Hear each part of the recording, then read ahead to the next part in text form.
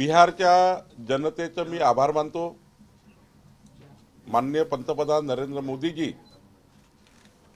आणि नितीश कुमारजी यांनी केलेल्या विकसित बिहारच्या संकल्पावर जनतेने शिक्कामोर्तब केला आहे। बिहारच्या जनतेने विकासाला मत दिली आहे, बिहारच्या जनतेने विश्वासाला मत दिली आहे, बिहारच्या जनतेने विकसित भारताकरता मत दिली आहे आणि त्यामुळे एक मोठा अभूतपूर्व विजय उद्या जर आपण पर्सेंटेज ऑफ वोट्स काढले तर बिहारच्या इतिहासामध्ये कधी एवढं बहुमत एनडीएला मिळालं नाही, तेवढं मोठं बहुमत या ठिकाणी मोदीजी आणि नितीश कुमारजींना मिळताना दिसत आहे।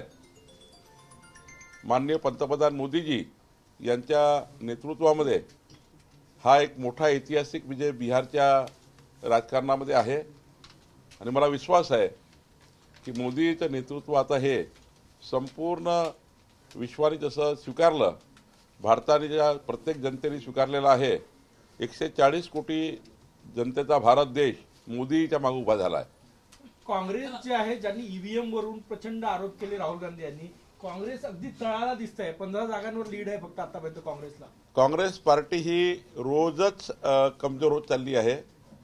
काँग्रेस पार्टीचं नेतृत्व राहुल गांधी हे आता हतबल झाले आहेत किंवा त्यांच्या नेतृत्वाला देशाच्या जनतेची मान्यता नाही। केवळ आपले कार्यकर्ते पक्ष आणि आपलं नेतृत्व टिकवण्याकरता मतदार यादी ईव्हीएम यावर दोष देऊन या ठिकाणी ते कसा तरी आपला वेळ काढूपणा करतायत, पण त्यांच्याकडे आता मुद्दे नाही आहे, विकासाचे मुद्दे नाही आहे, विकासाचा अजेंडा नाही आहे, कुठलाही गोष्टीचा अजेंडा काँग्रेसकडे नाही आहे। जात धर्म पंथाचं राजकारण करणे, समाजामध्ये तेढ निर्माण करणे, धर्मामध्ये वाद लावणे हेच काँग्रेसचं राजकारण आहे आणि त्यामुळे काँग्रेसच्या डुबत्या जहाजावर कोणी बसायला तयार नाही। बिहारची जनता सुद्धा आता या मतदानातनं स्पष्ट केला, बिहारच्या जनतेने काँग्रेसला जनतेने लाथाडलाय, काँग्रेसला जनतेने त्या ठिकाणी बाहेर केलेला आहे आणि पुढच्या काळात तर 2029 मध्ये काँग्रेस ही इतिहासातली सर्वात छोटी पार्टी होईल अशी त्या ठिकाणी परिस्थिती असणार आहे। बिहारचं यश हे कशामुळे मिळालं, जी आघाडी दिसते, काय वाटतं तुम्हाला? कारण की जसं लाडकी बहीण महाराष्ट्रात होतं तसं तिथेही महिलांसाठी वेगवेगळ्या योजना एनडीए सरकारने दिल्या होत्या। मी यापूर्वीच सांगितलं आहे की बिहारची जनता विकासाच्या बाजूने आहे। डबल इंजिन सरकार, मोदीचं सरकार, नितीश कुमारचं सरकार, डबल इंजिन सरकारच देशाचा फायदा करू बिहारचा विकास करू शकतं। आता जे काही सरकार बनेल, इकडे मोदीचं सरकार, बिहारचं सरकार मिळून हे सरकार बिहारच्या जनतेला न्याय देईल आणि बिहारच्या जनतेला विश्वास आहे, महाराष्ट्र जनतेला जसा विश्वास आहे की जे आश्वासनं, जे वचनं आम्ही संकल्प पत्रात दिले आहे, आम्ही आमच्या मॅन्युफॅक्चरमध्ये दिले आहे, ते आम्ही पूर्ण करतो हे जनतेला पटलं आहे। एकमेव एनडीए असा आहे जो दिलेले वचन पूर्ण करतो आणि म्हणून बिहारच्या जनतेने आम्हाला त्या ठिकाणी बहुमत दिलं आहे। एसआयआर मतदार यादीतील शुद्धतेचा मुद्दा मोठा करण्यात आला आणि रिझल्ट अशा पद्धतीने येत आहे, तर राहुल गांधीचा एसआयआरचा मुद्दा जो आहे तो नाकारला गेला। देशभर आता एसआयआर झालं पाहिजे। नाही, एसआयआर वेगळी गोष्ट आहे, मतदार यादीचं पूर्ण दुरुस्तीकरण झालं पाहिजे का? झालं पाहिजे, कारण मतदार यादी फुगलेली आहे, 1 वेळा 2 वेळा 4 वेळा 5-5 नाव आहे, तो मुद्दा वेगळा आहे। पण त्या ठिकाणी जे मत चोरी आहे, ईव्हीएम खराब आहे, मतदार यादी चुकलेली आहे, हे जे आहे ना, हे जे त्यांनी नरेटिव्ह करण्याचा प्रयत्न केला, चुकीच्या पद्धतीने लोकांना समजावून तयार केला। एकही भाषणामध्ये, राहुल गांधीच्या एकाही भाषणामध्ये बिहारचा विकास मांडला गेला नाही। राहुल गांधीच्या किंवा त्यांच्या महाविकास आघाडीकडे, महागठबंधनकडे कुठलाही डेव्हलपमेंटचा अजेंडा नव्हता।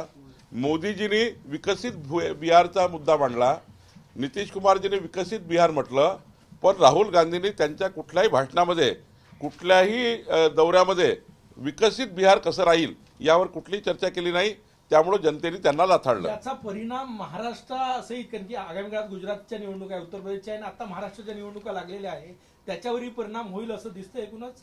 एकंदरीत देशामध्ये परिणाम आहे, कारण हा काही हवेचा वातावरण नाही आहे। या ठिकाणी भारतीय जनता पार्टी आणि अलायन्सवर जनतेचा विश्वास आहे. महाराष्ट्रात सुद्धा 51%च्या वर मतं घेऊन आम्ही या ठिकाणी निवडणुका जिंकू. आमची महायुती 2/3 बहुमत घेऊन महाराष्ट्रात आमच्या महानगरपालिका, जिल्हा परिषद, पंचायत समिती जिंकेल. मला 100% या ठिकाणी विश्वास आहे. कारण महाराष्ट्राची जनता सुद्धा डबल इंजिन सरकारवर विश्वास ठेवत आहे. देवेंद्रजीच्या नेतृत्वावर, मोदीच्या नेतृत्वावर विश्वास ठेवत आहे. आणि त्यामुळे महाराष्ट्र हा क्रमांक 1 विकसित महाराष्ट्र करण्याचा संकल्प देवेंद्र फडणवीसजींनी केला. त्या संकल्पाला बिहारची जनता, आपली महाराष्ट्राची जनता साथ देईल. हे जे कौल आहे, बिहारमध्ये आता भाजपच्या समर्थनाने नितीश कुमार मुख्यमंत्री, त्यामुळे केंद्र सरकारही आता जास्त मजबूत होईल या निकालाने. केंद्र सरकार आधीच मजबूत आहे. एनडीए आमचा मजबूत आहे. आमचा एनडीए मजबूत होईल. शेवटी एनडीएनी या ठिकाणी सर्वांना या ठिकाणी मजबूत करण्याचा प्रयत्न केला. आम्हाला एनडीएनी मजबूत करण्याचा प्रयत्न केला. त्यामुळे आम्ही देशामध्ये एनडीएमध्ये जातो आहे. तर या निकालावरनं अजून एनडीएची ताकद वाढलेली आहे. एनडीएचं गठबंधन अधिक घट्ट झालेलं आहे. आणि हे गठबंधन संपूर्ण देशभर पुढच्या काळामध्ये 2047 पर्यंत या देशामध्ये या ठिकाणी आमचं गठबंधन हे केंद्रात आणि राज्यामध्ये राहील. काँग्रेसकडनं कुजबूज सुरू झालेली आहे की पुन्हा एकदा ईव्हीएम कडे बोट दाखवलं जाईल या निवडणुकीत. आता उरले सुरले कार्यकर्ते पार्टीत राहावे. आता आपली पार्टी किमान किंचित चालली आहोत ती थांबवावी. आणि आपल्या राहुल गांधी जो बाबा आहे त्याचं नेतृत्व कसं तरी जिवंत ठेवायचं. आता हा प्रयत्न केविलवाना प्रयत्न करतील. कारण बाबा जो आहे आता राहुल बाबाला गेले विदेशात निघून. निकालाचा पहिला कल विदेशात निघून गेले बाबा. तर राहुल बाबाचे नेतृत्व टिकवण्याकरता, काँग्रेस पार्टीचं नेतृत्व टिकवण्याकरता मला असं वाटतं की पुन्हा एकदा हे आता ईव्हीएमचा खेळ खेळतील. मग मतदार यादी चुकवली सांगतील. यांना हेच धंदे आहे. यांना विकास काही नाही, रस्ता, वीज, पाणी काही नाही. यांना फक्त हेच आहे की ईव्हीएम खराब झाला, मतदार यादी खराब झाली. महाराष्ट्रामध्ये आदित्य ठाकरे, उद्धव ठाकरे यांनी हाच मुद्दा उपस्थित केला होता. आता निवडणुकी आहे. ज्यांनी ज्यांनी मतदान केलाय एनडीएला किंवा भाजपा महायुतीला, त्या मतदानावर त्या ठिकाणी आरोप करतात आहे किंवा त्याच्यावर आक्षेप घेतात आहे. मतदारांना असं वाटतं की मी तर कमळाला मत दिलाय, मी तर धनुष्यबाणला मत दिलाय, मी तर घडीला मत दिलाय. मग आम्ही इमानदारीनं मतदान केल्यावर आमच्या मतावर घेतलेला आक्षेप हा जनतेला पटत नाहीये. जनतेने जे मतं दिले ते स्वीकारले पाहिजे. एक काळ आम्ही असा होता, 40 वर्ष आम्ही विरोधी पक्षात काढले. कधी आम्ही ईव्हीएमवर आक्षेप घेतला नाही. आम्ही ज्या ठिकाणी हरलो त्यातून शिकलो आणि नंतर जिंकलो. काँग्रेस पार्टी निवडणुकीच्या पराभवातनं काही शिकत नाहीये. ती आरोप प्रत्यारोपात जाते आहे. शेवटी चिंतन केलं पाहिजे निवडणुकीच्या पराभवाचं. एखादा पराभव हा झाला तर निवडणुकीत चिंतन केलं पाहिजे. लोकसभेमध्ये आम्ही निवडणुकीमध्ये महाराष्ट्रामध्ये हरलो. 31 महाविकास आघाडी, 17 बीजेपी अलायन्स. आम्ही चिंतन केलं. चिंतन करून पुढे गेलो. आम्ही विधानसभेत जिंकलो. आता आम्ही पुन्हा एकदा स्थानिक स्वराज्य संस्थेमध्ये जिंकू. आणि त्यामुळे मला असं वाटतं की चिंतन केलं पाहिजे काँग्रेस पार्टीने. काँग्रेस पार्टी चिंतन करण्याची परिस्थिती नाही. त्यांना चिंतन करायचं नाही आहे. हरले का विदेशात पडून जातात, 15 दिवस विदेशात राहतात, पुन्हा येतात, पुन्हा वोट चोरी, पुन्हा मतदान, पुन्हा हे. आता 1 वर्ष हे चालणार आहे बिहारमध्ये. पण चिंतन होणार नाहीये. काँग्रेस पार्टीचा पराभव का होता याचे चिंतन नाही आहे. आम्ही विजयाचेही त्या ठिकाणी हे करतो. जर विजय झाला तर कशामुळे झाला आणि पराजय झाल्यामुळे कशामुळे झाला, हा विशिष्ट भारतीय जनता पार्टीमध्ये या ठिकाणी आम्ही नेहमीच त्याचं रेखांकन करत असतो. आणि त्यामुळे मला असं वाटतं काँग्रेस पार्टी आता ही प्रवाहाच्या दूर चाललेली आहे.